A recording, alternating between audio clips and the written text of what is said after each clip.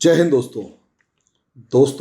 लाहौर के अंदर कल बम ब्लास्ट हुआ, कुछ लोग मारे गए या जो सिचुएशंस हैं, आपको पता है कि मैं फैक्ट्स के ऊपर बहुत ज़्यादा नहीं जाता। फैक्ट्स पूरी मीडिया के अंदर बिखरे पड़े हैं, पूरा नेट के ऊपर बिखरे पड़े हैं ज़बरदस्त लेवल पर। मेरा जो यहाँ पर डिस्कशन होता है वो असलियत में डिस्कशन है कि हमारा यहाँ क्या इंडिया का रोल है, या पाकिस्तान में अगर ये बम ब्लास्ट हुए तो उसके पीछे के क्या फैक्टर्स रिस्पॉन्सिबल हैं जिसकी वजह से उसकी टेरिटरी के अंदर अंदर बम ब्लास्ट हो गए। और सबसे बड़ी बात ये, वो भी तब जब पाकिस्तान अपनी आईएसआई को क्लेम करता है कि वो बेस्ट स्पाई ऑर्गेनाइजेशन है, आर्मी बेस्ट है, सब चीज़ें बेस्ट है, फिर भी यहाँ बम ब्लास्ट क्यों हुए, मैं इसके ऊपर डिस्कशन करने जा रहा हूँ। लेकिन उससे पहले एक रिक्वेस्ट ये है कि आप मेरे इस चैनल को लाइक करें, सब्सक्राइब करें, शेयर करें, बेल आइकन ज़रूर दबाएं ताकि जल्दी से जल्दी मेरी ये जो वीडियो है ये आप तक पहुंचे। और दूसरी एक इन्फॉर्मेशन दोस्तों, कि सैटरडे से हम यानी कल से 22 जनवरी से हम लोग आपके लिए एक नया बैच लॉन्च करने जा रहे हैं ज्योग्राफी मैपिंग का, ज्योग्राफी एनसीईआरटी प्लस मैपिंग का। 500 रुपीज़ पर मंथ इसकी फीस है। 2 महीने का अप्रॉक्सीमेट ये कोर्स है, 3 महीने लग जाते हैं, वैसे 2 से 3 महीने का कोर्स है। इसमें हम आपके ज्योग्राफी की मैपिंग और साथ में एनसीईआरटी 6 से लेकर 12 तक की कंसेप्ट से पूरे अच्छे तरीके से करवाए जाएंगे। तो जो भी स्टूडेंट्स इंटरेस्टेड हैं, जो आईएएस पीसीएस की तैयारी करना चाहते हैं, वो इसमें जुड़ सकते हैं। बहुत छोटा सा एक कोर्स है और 1 घंटे की लगभग क्लास रहा करेगी, तो इसमें ऐसी कोई टेंशन होनी नहीं है। जल्दी से जल्दी आप रजिस्टर कीजिए ताकि हम आपका ये कोर्स आगे बढ़ा सकें। अब आ जाते हैं दोस्तों टॉपिक के ऊपर। टॉपिक है पाकिस्तान, और पाकिस्तान के अंदर भी एक जो पूरा सिचुएशन क्रिएट है कि लाहौर के अंदर बम ब्लास्ट हो गया। देखिए दोस्तों, असलियत में सबसे बड़ी बात समझिए कि यहाँ पर जिस ऑर्गेनाइजेशन ने इसकी जिम्मेदारी ली है बम ब्लास्ट की, जिस संगठन ने इसकी जिम्मेदारी ली है, वो असलियत में बलोच लोगों का संगठन है। और बलोच रिपब्लिक आर्मी समथिंग कुछ इस तरीके की आर्मी है, लेकिन असलियत में बलोचिस्तान से ये संगठन जुड़ा हुआ है। और बलूचिस्तान से संगठन जुड़ा होने की वजह से अब इसने लाहौर के अंदर एंट्री कर दी है। अब सोचकर देखिए, आज से 20 साल 25 साल पहले अगर हम देखें या 30 साल पहले देखें, अप्रॉक्सीमेट 1980s वाला मामला देख लेंगे, 1980s से लेकर 1990s, और उसके बाद फर्स्ट डिकेड ऑफ 2000, और उसके बाद सेकंड डिकेड ऑफ 2010, इन 4 दशकों के अंदर यानी 40 ईयर्स का आप रिकॉर्ड उठाकर देखिएगा। इंडिया के अंदर, मैं इसे इंडिया से कनेक्ट कर रहा हूँ कि इंडिया के अंदर पहले खालिस्तान जो था वो मामला खतरनाक था और खालिस्तानी मूवमेंट चल रहा था। और वो जो खालिस्तानी मूवमेंट है, उस खालिस्तानी मूवमेंट की वजह से काफ़ी सारे बम ब्लास्ट हुए। उसके बाद 1990s पूरा और 2000s, 1990s कश्मीर इशू को लेकर, और 2000 का जो फर्स्ट डिकेड था यानी जो 21st सेंचुरी का फर्स्ट डिकेड था, ये हमारा कहीं ना कहीं एंटी इंडिया इस्टेब्लिशमेंट के नाम पर, एंटी इंडिया इस्टेब्लिशमेंट और ख़ासकर मुस्लिम्स के नाम पर यहाँ पर बम ब्लास्ट होते हुए नज़र आए। और पाकिस्तान के जो टेररिस्ट थे वो टेरर एक्सपोर्ट होता हुआ नज़र आया। इंडिया मतलब इंडिया के अंदर एक्सपोर्टेड टेररिज्म आता हुआ नज़र आया। 2010 से यानी 11 से 20 के बीच का माहौल देखें तो कहीं ना कहीं इंडिया एक रिटेलिएशन के मूड में नज़र आया कि आप हमारे को एक गोली मारेंगे, हम 4 मारेंगे। पुलवामा अटैक होगा तो बदला लिया जाएगा, पठानकोट होगा तो बदला लिया जाएगा, घुस के मारेंगे और आप पंगे लेकर देखिए। अब मैंने ये एग्जाम्पल क्यों लिया, असलियत में समझिए। मैंने ये एग्जाम्पल इसलिए लिया कि इंडिया के अंदर अब सारी की सारी चीज़ें जो हैं वो अंडर कंट्रोल होती हुई नज़र आ रही हैं। और उसके पीछे का एक बड़ा रीज़न क्या होता है दोस्तों, कि एक होता है कंसेप्ट ऑफ नेशनलिज्म। इस कंसेप्ट ऑफ नेशनलिज्म यानी राष्ट्रवाद का जो विचार होता है, इस राष्ट्रवाद के विचार के अंदर आपको यहाँ पर कहीं ना कहीं नेशनलिज्म यानी राष्ट्रवाद के विचार में आपको ढूंढनी होती है सेंस ऑफ वी, यानी हम की भावना चाहिए। यानी हम की जो भावना है, हम की भावना, ये अगर मौजूद है तो हमेशा आपको दिखाई देगी यूनाइटेड सोसाइटी। यूनाइटेड सोसाइटी का मतलब एकीकृत समाज या एक समाज दिखाई देगा, और एक समाज जो दिखाई देगा उसका कहीं ना कहीं हमेशा यूनाइटेड सोसाइटी हमेशा आपको आउटकम ऐसी प्रॉब्लम्स की फॉर्म में लड़ते हुए दिखाई देती है, और इस यूनाइटेड सोसाइटी के सामने ये सारी समस्याएं दब जाती हैं। लेकिन इस सेंस ऑफ वी की जगह अगर आप आई एंड यू की बात करना शुरू कर देते हो, मैं और तू की बात करना शुरू कर देते हो, और मैं और तू में मैं पंजाबी और तू बंगाली की बात करना शुरू कर देते हो, मैं पंजाबी तू सिंधी, मैं पंजाबी तू बलूची, और मैं पंजाबी और तू पठान की बात करना शुरू कर देते हो, तो असलियत में spirit of nation dies. Spirit of nation dies, यानी यहां जो राष्ट्र की भावना है वो मर जाती है। और अगर राष्ट्र की भावना की मृत्यु हो जाती है तो असलियत में यहीं से बलोच लिबरेशन आर्मी निकल के आती है, और लाहौर, इस्लामाबाद, पुलवामा, लाहौर, इस्लामाबाद, मुल्तान, पेशावर, कराची, इसमें आपको आए दिन कुछ ना कुछ प्रॉब्लम्स मिलेगी। अब आप कहोगे कि मैं ये सारी खिचड़ी क्यों पकाई और क्यों समझाया आप या क्यों बताया आपको, तो देखिए असलियत में मैंने आपको कहा sense of we, sense of we, हम की भावना। और ये जो हम की भावना होती है जब तक किसी भी सोसाइटी में है तब तक यूनाइटेड रहेगी। इसकी जगह आई एंड यू की जब बात होगी तो समस्या हो जाएगी।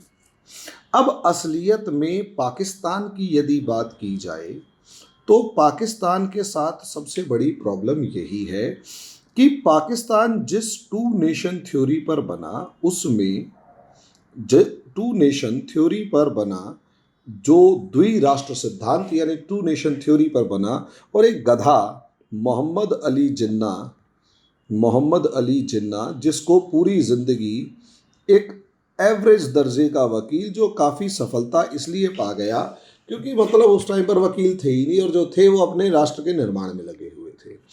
एवरेज दर्जे का वकील, बहुत ज़्यादा बड़ा वकील भी नहीं, एवरेज लेवल का वकील, एवरेज लेवल की नॉलेज रखने वाला, आर्ग्यूमेंट्स के नाम पर बस खिसियाया हुआ एक व्यक्ति होने की वजह से उसने एक ढाक मतलब उल्टे सीधे दो चार लोगों का मतलब मोहम्मद इकबाल जैसे लोग और चौधरी रहमत अली जैसे लोगों की एक आइडिया को उठाया, और क्योंकि इसकी पॉलिटिकल एस्पिरेशंस यानी राजनीतिक इच्छाएं जो थी वो कुछ ज़्यादा ही बड़ी हो चुकी थी, और कहीं ना कहीं जवाहरलाल नेहरू जैसे उनके सामने जूनियर ही थे, उनके सामने जूनियर नेताओं से पिछड़ते हुए जब दिखाई दिए तो कहीं ना कहीं आप समझ सकते हैं कि दबाव तो इनके मतलब इन्होंने बर्बादी की तरफ अपने देश को धकेल दिया।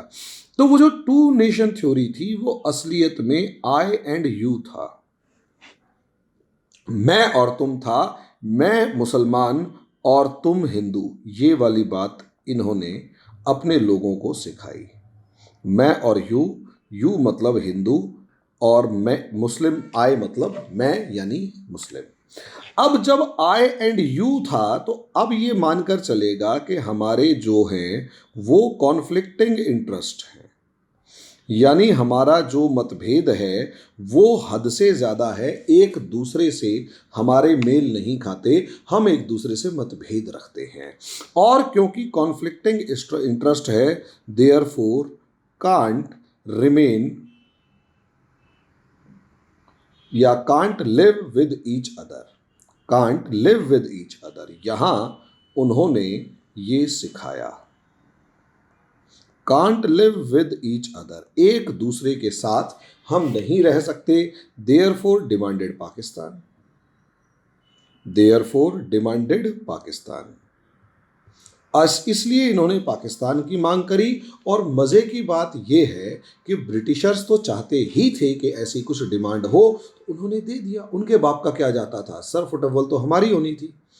हिंदू मुसलमान हमारे देश में होना था, खून खराबा हमारे देश में होना था, महिलाओं की इज्जत जो लूटी जानी थी वो इंडिया में लूटी जानी थी।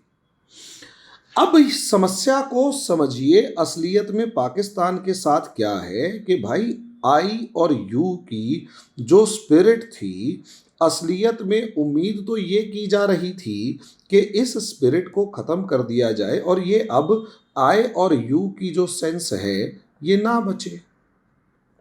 वहीं अगर आप इंडिया को देखोगे तो इंडिया में आपको गाना ये मिलेगा, हम हिंदुस्तानी, हम हिंदुस्तानी। और हिंदुस्तानी में कहीं पर भी कोई तराना, आपको कोई गाना, कोई तराना या कुछ भी एक धर्म विशेष को सपोर्ट करता हुआ नहीं मिलेगा। धर्म, जाति, प्रजाति और इस तरीके से वो सपोर्ट करता हुआ कभी नहीं मिलेगा। और इसी सेंस ऑफ वी यानी हम की भावना के चलते हम लोग लड़े भिड़े, लिंग्विस्टिक्स से लेकर, भाषा से लेकर हर तरीके के मतभेद होते हुए भी हमारे मामलों में हर जगह पर माइनॉरिटी जो है वो बढ़ चढ़कर आगे बढ़कर कंट्री बिल्डिंग यानी देश बनाने में महत्वपूर्ण भूमिका निभाती है, इम्पॉर्टेंट रोल होता है। तो मैं यहाँ आपको यही कह रहा हूँ कि असलियत में खालिस्तान को अगर किसी ने हराया तो खालिस्तान को कभी भी किसी हिंदू ने नहीं हराया। खालिस्तान को हराने वाला खुद एक सिख था। सिखों ने खालिस्तान को हराया।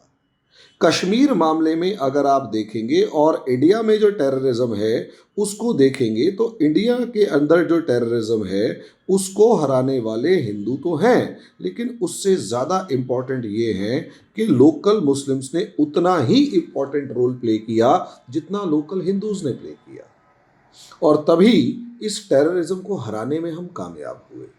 अब यहाँ प्रॉब्लम समझने की ये है कि यहाँ पर जब एक आम मुसलमान या एक आम सिख अपने देश को बचाने के लिए कुछ भटके हुए नौजवानों से खुद लड़ बैठता है तो वो असलियत में बिलीफ इन कंट्री होता है। बिलीफ इन कंट्री यानी देश पर भरोसा होता है, और वो जो देश पर भरोसा है वो ही उसे टू स्टॉप द बैड, जो बुराई है उसे रोकने की एक स्पिरिट डेवलप करता है। हालांकि इंडिया में भी ओवैसी और धर्म संसद जैसे कुछ लोग आ चुके हैं जो ऐसे बीज बोना शुरू कर चुके हैं कि आगे आने वाले समय में हिंदुस्तान के ऊपर खतरा मंडरा रहा है, कुछ प्रॉब्लम्स आ रही हैं। लेकिन ऐसा नहीं है कि इंडिया बिल्कुल ऐसे वर्ज पे है। मेरे जैसे बहुत सारे लोग खड़े हैं जो उनको गद्दार मानते हैं, और अगला वीडियो मेरा इसी पे आने वाला है, भारत के 2 गद्दार। अब आप यहाँ समझिए मामला क्या है। यहाँ मामला असलियत में आई और यू, मैं और तू की इस सेंस जो है ये पाकिस्तान की जो स्पिरिट ऑफ एडमिनिस्ट्रेशन या फिर जिसे कहेंगे यस स्पिरिट ऑफ एडमिनिस्ट्रेशन बन गई, स्पिरिट ऑफ नेशन बन गई।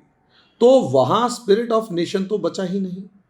यहाँ स्पिरिट ऑफ नेशन अगर है तो वो डिस्ट्रक्टिव है, डिस्ट्रक्शन कर रहा है, ये बर्बादी है। अब यहीं से आपको समझने की ज़रूरत है कि असलियत में मामला क्या है दोस्तों। यहाँ असलियत में आई और यू जो था वो पाकिस्तान की एक नेशनल स्लोगन बन चुका था। जब ये आई एंड यू की बात कर रहे थे तो सबसे पहले ये आई और यू, जिसे मैं और तू या टू नेशन थ्योरी जिसे कहते हैं, वो असलियत में पंजाबी वर्सेस बंगाली शुरू हुआ। तो असलियत में जिस बलोच या लाहौर ब्लास्ट की हम बात कर रहे हैं उसकी रूट्स को समझिए क्या है। इंडिया में खालिस्तान मूवमेंट इंडिया का डेवलप किया हुआ नहीं था, या इंडिया के अत्याचारों की वजह से खालिस्तान डेवलप करा हुआ नहीं था। इंडिया में जो खालिस्तान मूवमेंट था वो एक पॉलिटिकल रीज़न की वजह से बढ़ा और पाकिस्तान की शह पे वो आगे बढ़ने लगा। लेकिन जब लोगों ने देखा कि ना पॉलिटिक्स ने हमें दिया, ना पाकिस्तान तो वैसे भी दुश्मन है, तो सिखों ने उन्हीं चूहों को मारना शुरू कर दिया। कश्मीर के अंदर भी यही है कि अगर आप पिछले एक दशक से देख लोगे तो कहीं ना कहीं आप लोगों को बहुत ज़्यादा सा यूथ जो है वो कश्मीर की के लिए आतंकवाद के रास्ते पर चलता हुआ नज़र नहीं आ रहा। और 2019 के बाद तो ये जो लोकल रिक्रूटमेंट है ये और ज़्यादा कम हो गई है। अब यहाँ लॉजिक समझिए। अब असलियत में पंजाब पाकिस्तान ने क्या किया? पाकिस्तान ने असलियत में ये जो डोमिनेटिंग कम्युनिटी है, इस डोमिनेटिंग कम्युनिटी ने दूसरी कम्युनिटी यानी बंगालियों के ऊपर उनके कलर और उनकी हाइट, उनके कल्चर, इसके वजह से उनको लो ग्रेड या सेकंड क्लास माना, लो ग्रेड या सेकंड क्लास माना। और जब आप और वो तभी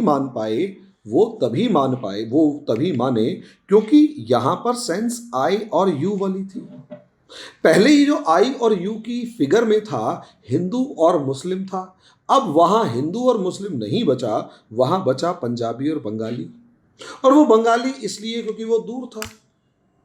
तो एक पश्चिमी पाकिस्तान में जो था वो पंजाबी और पूर्वी पाकिस्तान में जो रह गया वो बंगाली। तो पंजाबी और बंगाली। अब बंगाल अलग हो गया 1971 में, और जब 1971 में बंगाल अलग हो गया तो अभी भी पाकिस्तान की जो स्पिरिट है वो क्या है? पाकिस्तान की जो स्पिरिट है वो असलियत में जो नेशन, जो सो कॉल्ड नेशन है, उसकी स्पिरिट में अभी भी ये आई एंड यू ही है। अब इसमें आई वही पंजाबी है और इसमें यू पहले तो केवल हिंदू था, फिर केवल बंगाली हो गया, अब वो यू सिंधी भी है, अब वो यू पश्तून भी है, खैबर पख्तूनवा वाला पश्तून भी है, पठान भी है। अब ये जो यू है यहाँ पर ये बलोच भी है, अब ये यू जो है यहाँ पर शिया भी है और इसके बाद अहमदिया भी है। क्योंकि आप समझिए ये जो sense of I and you वाली है ये आपके परिवार में भी जब हो जाती है कि मेरा और तेरा, मैं और तू और मेरा और तेरा और मेरे लिए और तेरे लिए टाइप की बात हो जाती है, हमारे लिए आप कहना भूल जाते हैं, वहीं से आपका देश, परिवार, समाज बर्बाद होना शुरू हो जाता है। ये आई और यू जो है ये यहां पर अब पाकिस्तान में हो रहा है। एक डोमिनेटिंग कम्युनिटी जो कि पूरे पाकिस्तान की लगभग 60% है और लगभग 90% गवर्नमेंट जॉब्स के ऊपर पाकिस्तानी पंजाबियों का कब्जा है, तो यहाँ पंजाबी तो हो गए आई और जो बाकी जितने भी लोग हैं वो सारे हो गए यू। और इस आई और यू की वजह से अब सिंधियों ने भी सिंध लिबरेशन आर्मी, पश्तूनों ने भी तहरीक तालिबान पाकिस्तान और इसके साथ साथ कहीं ना कहीं ISIS खुरासान प्रोविंस निकालना शुरू किया। इसी तरीके से बलोचों की भी 4 आर्मियां आपको दिखेंगी और Baloch liberation army, Baloch liberation front, Baloch united front and all, republic front and all. इसी तरीके से शियाओं के अंदर भी एंटी शिया मूवमेंट लगातार चल रहे हैं। शिया काफिर शिया काफिर कर रहा है और शियाओं को वाजिबुल कत्ल की बात की जा रही है और अहमदियाओं को तो मुसलमान मानने से ही मना कर दिया है। तो शॉर्ट में असलियत में मामला ये है कि जो ये आई और यू की जो सेंस है ये पाकिस्तान के बच्चे के अंदर है।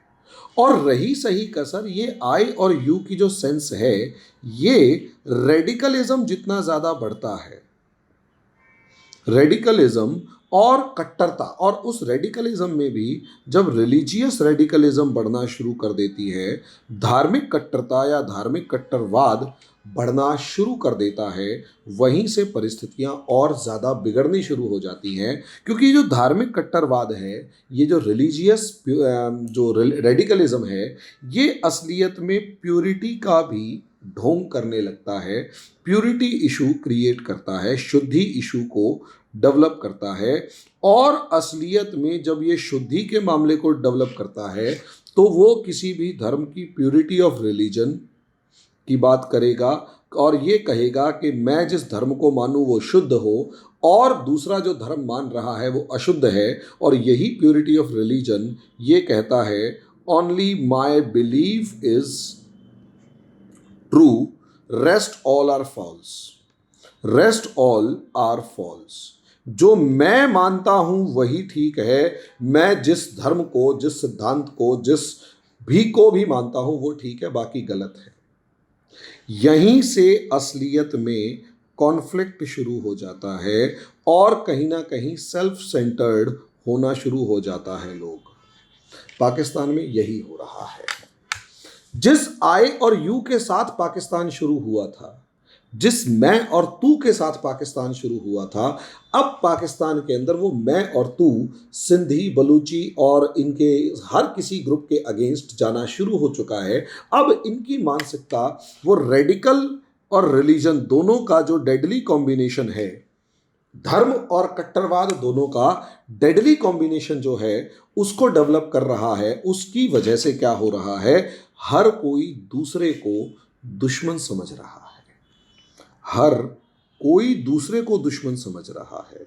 और जैसे ही हर कोई दूसरे को दुश्मन समझना शुरू कर देता है और किसी देश में ऐसा होता है तो वहाँ पर असलियत में बॉम्ब ब्लास्ट एक आम बात है। और यहाँ ये पहला बॉम्ब ब्लास्ट थोड़ा ना है। पता लगा लाहौर की मस्जिद पर हमला होता है, सॉरी इस्लामाबाद की लाल मस्जिद के ऊपर हमला होता है। अब जब इस्लामाबाद की लाल मस्जिद पर हमला होता है तो पेशावर के अंदर बच्चों के स्कूल के अंदर यही ऑर्गेनाइजेशन हमला करता है। इसी तरीके से कभी पुलिस और आर्मी लड़ती है, कभी सिंधी और पंजाबी लड़ते हैं, कभी पंजाबी फौज जाकर बलोचियों पे अटैक करती है और 2 लाख से ज़्यादा बलूची गायब कर देती है। ये जो मामला उठकर आता है ना दोस्तों, ये किसी भी देश के लिए खतरनाक है। आप पाकिस्तान को देखो तो पाकिस्तान में ब्लास्ट इसीलिए हुआ है। आप उसके फैक्ट्स को देख रहे हैं कि भाई क्यों हुआ, कैसे हुआ, किसने बम मारा, कैसे मारा। तो असलियत में अगर हम ब्लास्ट के कारणों को देखेंगे तो हम उस बम मारने वाली सिचुएशन को नहीं देख पाएंगे। भाई बम जिसने फोड़ा, बलोच आर्मी, एक आर्मी है उसने फोड़ा, बलोच ग्रुप्स ने फोड़ा, ये सब मैं मानता हूँ, बिल्कुल अच्छे तरीके से मानता हूँ कि ये सब चीज़ें हैं। लेकिन मेरा अगला कंसर्न ये है कि असलियत में ऐसा हो क्यों रहा है। और हो सकता है, देखो पहले क्या होता था, पहले असलियत में यहाँ पर ये होता था कि कोई भी बाहर का ऑर्गेनाइजेशन दुनिया का किसी भी देश में, जैसे इंडिया में है, इंडिया में इंडियंस अटैक नहीं कर रहे थे, इंडियन रेडिकल एलिमेंट्स नहीं थे, बाहर से आने वाले एलिमेंट्स थे जो कॉन्टिन्यूसली अटैक कर रहे थे, कॉन्टिन्यूसली प्रॉब्लम क्रिएट कर रहे थे। इंडिया ने अपना बॉर्डर सिक्योरिटी बढ़ा दी, नतीजा ये कि अब कहीं ना कहीं वो आउटफिट्स कम होने लग गए हैं। हालांकि पाकिस्तान में कुछ दोबारा, पंजाब में कुछ दोबारा से बढ़ने लगे, लेकिन इतना कुछ अभी टेंशन नहीं है, उसको कंट्रोल किया जा सकता है। अब आ जाते हैं यहाँ की पाकिस्तानी एस्टेब्लिशमेंट के ऊपर। अब जब कहीं ना कहीं सोसाइटी को आपने रिलीजन यानी धर्म के जहर के अंदर बाढ़ दिया, उलझा दिया, अब वो धर्म के जहर की जगह नशा कह सकते हैं कि धर्म के नशे में उसको उलझा दिया, तो अब इस्टेब्लिशमेंट को अगर आप देखें, जो सरकार है वो क्या कर रही है, तो आंसर है दोस्तों, असलियत में एक तरफ आर्मी है, दूसरी तरफ ISI है, तीसरी तरफ जो इलेक्टेड गवर्नमेंट है वो है, और चौथी तरफ अगर आप देखेंगे तो रिलीजियस ग्रुप्स हैं और उसके बाद टेररिस्ट ग्रुप्स हैं जो नॉन स्टेट एक्टर्स हैं। अब आर्मी के अंदर और ISI ये दोनों भले ही एक हों लेकिन एक पैरेलल ऑर्गेनाइजेशंस हैं और इनका डोमिनेंस इलेक्टेड गवर्नमेंट यानी इमरान खान की गवर्नमेंट के ऊपर है। और जो रिलीजियस ग्रुप्स है ना, वो असलियत में अगर आप देखो तो तहरीक ए लबैक जो ग्रुप है वो रिलीजियस ग्रुप है, वो अपनी पावर रखता है। और टेररिस्ट ग्रुप्स जिसके अंदर हाफिज सईद से लेकर मौलाना उमर से लेकर बहुत सारे हैं, वो सारे के सारे, अजहर महमूद वगैरह जितने भी हैं, वो सारे के सारे यहाँ पर टेररिस्ट ग्रुप्स हैं। तो असलियत में हम अगर देखें तो इस समय पर एक तरीके का पॉलिटिकल और लीडरशिप क्राइसिस पाकिस्तान में चल रहा है। ये जो लीडरशिप क्राइसिस है, ये हमेशा कभी भी जो स्टेबल और जो लॉन्ग टर्म सॉल्यूशंस हैं उनको नहीं देता, बल्कि ये कॉस्मेटिक सॉल्यूशंस देने की कोशिश करता है। यानी आया और थोड़ा सा सॉल्यूशन दिया और निकल लिया, और ऊपर ऊपर से सॉल्यूशन दिया। जब किसी भी सोसाइटी में किसी भी प्रॉब्लम का सॉल्यूशन डीप रूट लेवल पर आप नहीं करोगे, डीप रूट लेवल सॉल्यूशन नहीं करोगे, तो वहां पर एक सेक्शन ऑफ सोसाइटी आपसे हमेशा नाराज रहेगी। एक सेक्शन ऑफ सोसाइटी हमेशा आपसे नाराज रहेगी, और जब वो सेक्शन ऑफ सोसाइटी को मनाने का आपको मौका नहीं मिलेगा, तो आप इंडिया पर आरोप लगा सकते हैं कि इंडिया ने हमला कराया। लेकिन आप इस चीज को भूल जाते हैं कि इंडिया आपके ऊपर हमला तभी कर पाएगा जब आप अंदर से कमजोर होंगे। ये हमारे इंडिया के ऊपर भी लागू होता है, इसके ऊपर भी डिस्कशन करूंगा। लेकिन यहाँ जो आई और यू का जो कंसेप्ट है, उसने कहीं ना कहीं बलोच लोगों के दिल में एक दर्द पैदा कर दिया है, और उस वजह से आजकल ये हमला कर रहे हैं। और ये आज से नहीं है, इससे पहले चाइनीज, क्या नाम है, वो इंजीनियर्स मारे गए थे। चाइनीज के ऊपर हमला कर देते हैं आए दिन ये लोग, क्योंकि चाइनीज इनके रिसोर्सेज को खा रहे हैं। तो सवाल तो यही है ना कि क्यों खा रहे हैं, तो उसके पीछे का रीजन यही है। आगे क्या होगा वो वक्त बताएगा। जैसे जैसे इसके अंदर आगे आगे बढ़ेंगे, बेसिक कंसेप्ट मैंने बता दिया, आगे बढ़ेंगे कि असलियत में बम जो फूट रहे हैं वो कैसे फूट रहे हैं, अगले वीडियो में क्यों फूट रहे हैं और बलोच लड़ क्यों रहे हैं, उस रीजन के ऊपर मैं आपसे बात करूंगा। अभी के लिए इतना ही, धन्यवाद।